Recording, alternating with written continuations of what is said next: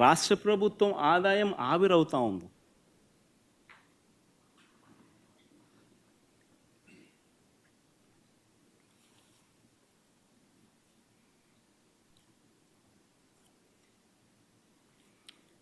ఇన్ని చేస్తూ ఉన్నప్పుడు ఇదే పెద్ద మనిషి చంద్రబాబు నాయుడు గారిని ఎవరైనా క్వశ్చన్ చేస్తారేమో అని,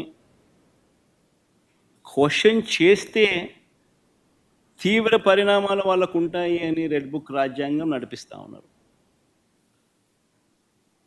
ఎవరైనా అడిగితే చాలు వాళ్ళను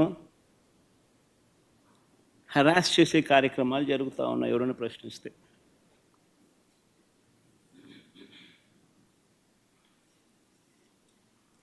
ఎవరైనా మా హామీలు ఏమైనాయని చెప్పి మన రాయచోటిలో చంద్రబాబు నాయుడు గారిని ప్రశ్నిస్తే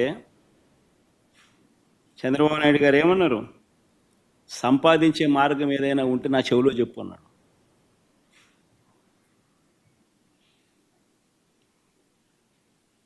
అంటే ఎంత వెటకారం అయిపోయిందనంటే, నువ్వు రాజకీయ నాయకుడివి, నువ్వు మాటిచ్చావు,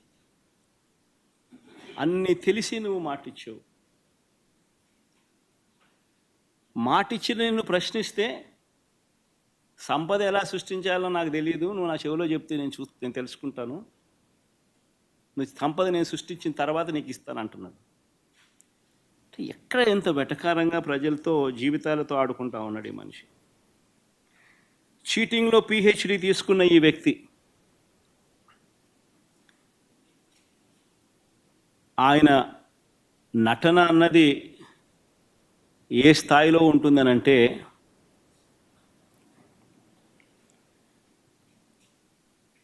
తానిచ్చిన హామీలను తానే ఎగరగొడతాడు. ఎగరగొట్టి చాలా బాధగా ఉంది అంటాడు, ఆవేదనగా ఉందంటాడు, రాష్ట్రం క్లిష్ట పరిస్థితుల్లో ఉందంటాడు, భయం వేస్తుంది అని కూడా అంటాడు, రాష్ట్రం ధ్వంసం అయిపోయింది అని కూడా అంటాడు. ఇవన్నీ కాక అనేటప్పుడు ఆ చేతులు ఊపడము, మాట్లాడడము, దాన వీర శూర కర్ణ.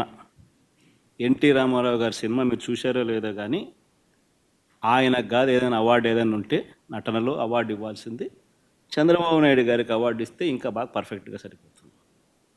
ఆ స్థాయిలో నటించే కార్యక్రమం. నేను ఇవన్నీ చెప్పా ఎన్నికలప్పుడు, ఇలానే జరుగుతుంది అని చెప్పా.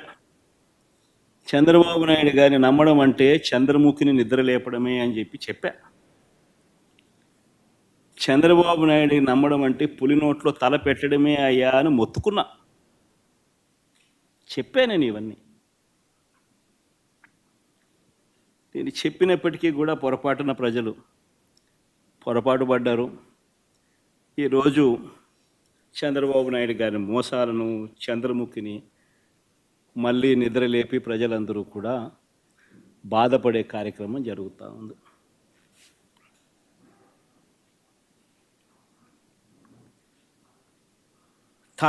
చంద్రబాబు నాయుడు గారు ప్రజలను వంచే కార్యక్రమం ఏదైతే ఉందో, మోసం చేసే కార్యక్రమం ఏదైతే ఉందో, అది స్లోగా ఒక పద్ధతి ప్రకారం స్లోగా పాయిజన్ ఎక్కిస్తుంటాడు. తన అబద్ధాల ఫ్యాక్టరీలో నుంచి అబద్ధాలను బయటికి తీస్తాడు. దానిని ఈనాడు, ఆంధ్రజ్యోతి, TV5 వీళ్ళంతా కూడా రకరకాల పద్ధతుల్లో పబ్లిసిటీ ఇస్తారు. చంద్రబాబు నాయుడు తప్పే లేదన్నట్టుగా, రాష్ట్రం ఇలాంటి పరిస్థితిలో ఉంది కాబట్టి ఆయన చేయలేకపోతా ఉన్నాడు అన్నట్టుగా ఇంప్రెషన్ ఇస్తూ అలా అలా అలా అలా అలా స్లో పాయిజన్ ఇచ్చుకుంటూ పోయే కార్యక్రమం జరుగుతూ ఉంది.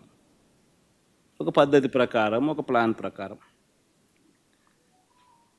ఆయన చెప్పే అబద్ధాలు, అవి అబద్ధాలని తెలిసి కూడా, అది వక్రీకరణ అని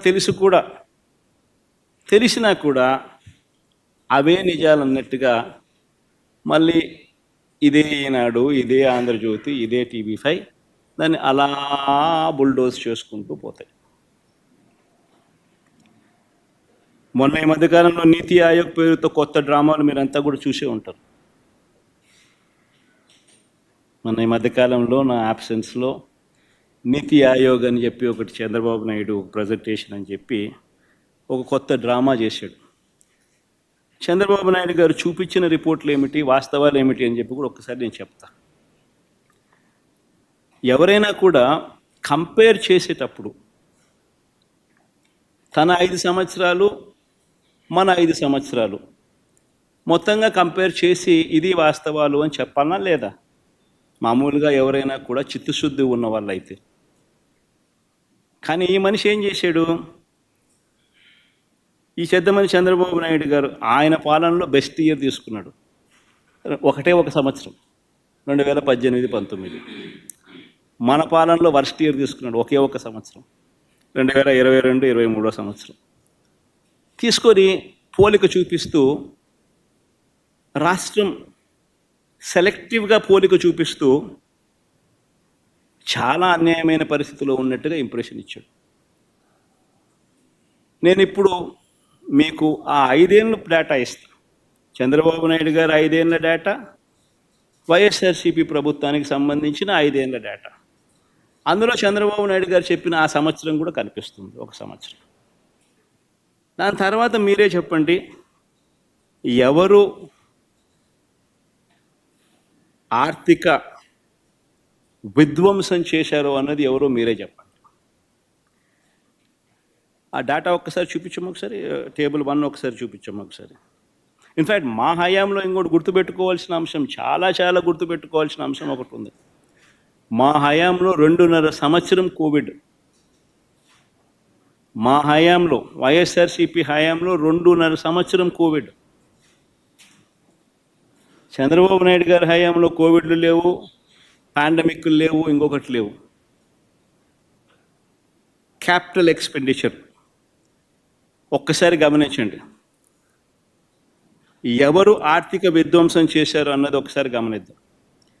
2014 నుంచి 2019 దాకా చంద్రబాబు నాయుడు గారి హయాంలో యావరేజ్ క్యాపిటల్ ఎక్స్పెండిచర్ అంటే మూలధన వ్యయం, అంటే ఆస్తుల కల్పనలో భాగంగా చంద్రబాబు నాయుడు గారి హయాంలో ఏ మేరకు క్యాపిటల్ ఎక్స్పెండిచర్ చేశాడు అని చెప్పి చూస్తే, యావరేజ్ ఆయన హయాంలో 13,860 కోట్ల రూపాయలు ఆయన క్యాపిటల్ ఎక్స్పెండిచర్ చేస్తే, మా హయాంలో కోవిడ్ లాంటి సమస్యలు ఉన్నా కూడా, కోవిడ్ లాంటి విపత్కర సమస్యల్లో కూడా ఒకవైపున ప్రజలకు తోడుగా ఉంటూ ఆదుకుంటూ, మరోవైపున క్యాపిటల్ ఎక్స్పెండిచర్ మీద మూలధన వ్యయం కింద మా యావరేజ్ ఎక్స్పెండిచర్ 15,632 కోట్ల రూపాయలు మేము ఖర్చు చేశాం. అంటే ఎవరి హయాంలో ఆర్థిక విధ్వంసం జరిగింది అని నేను అడుగుతా ఉన్నా. ఇది కాగ్ రిపోర్ట్.